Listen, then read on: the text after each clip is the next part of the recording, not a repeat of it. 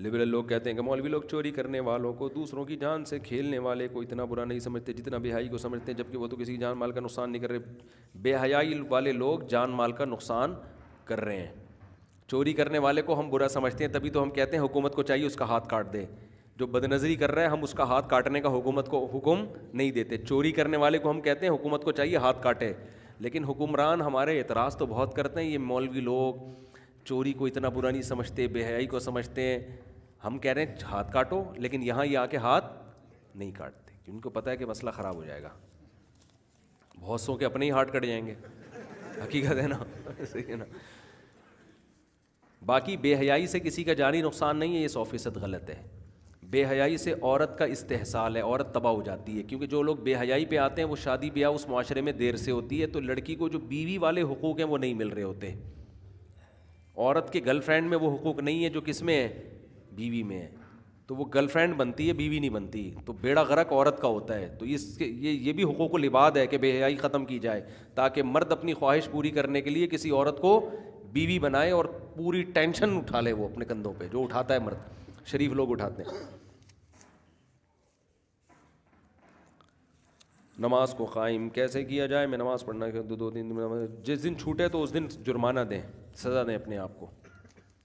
مفتی صاحب ظہر کی نماز جماعت کے ساتھ پڑھی دوسری مسجد میں تو تھوڑی دیر بعد قضا نماز کی نیت کر سکتے ہیں، جماعت کے ساتھ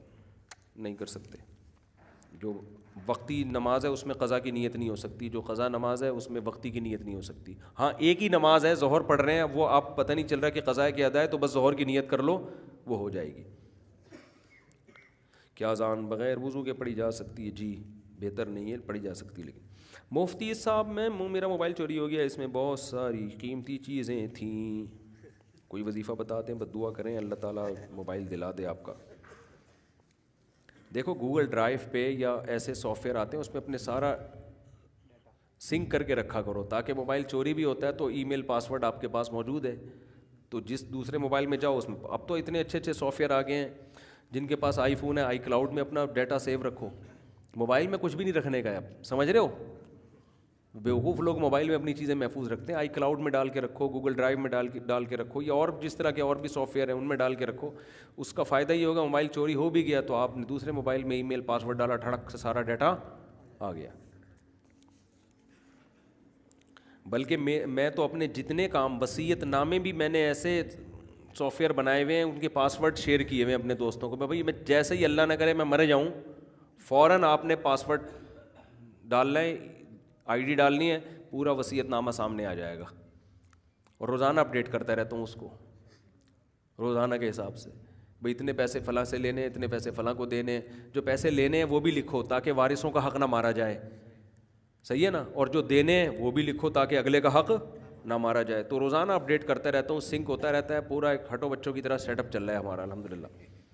ایک ایک چیز کا میرے یہ کتنی رقم، میرے پاس لوگ زکاتیں فطرے بھی بھیج رہے ہوتے ہیں، فلاں جگہ دے دینا یا اپنی مرضی سے کسی غریب کو دے دینا، تو میرے اکاؤنٹ میں جتنی رقمیں آ رہی ہیں میں نے موبائل میں اپلیکیشن بنائی ہوئی ہے، ایک ایک رقم کا ہر وقت رہتا ہے حساب، یہ صدقہ جاریہ ہے، یہ جامع الرشید کی رقم ہے،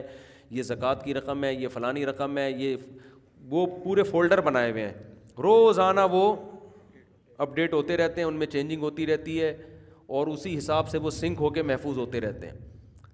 جیسے ہی مروں گا 2 بندوں کو بتایا ہوا میں نے کہ بھائی یہ فوراً پاسورڈ دیکھ لے،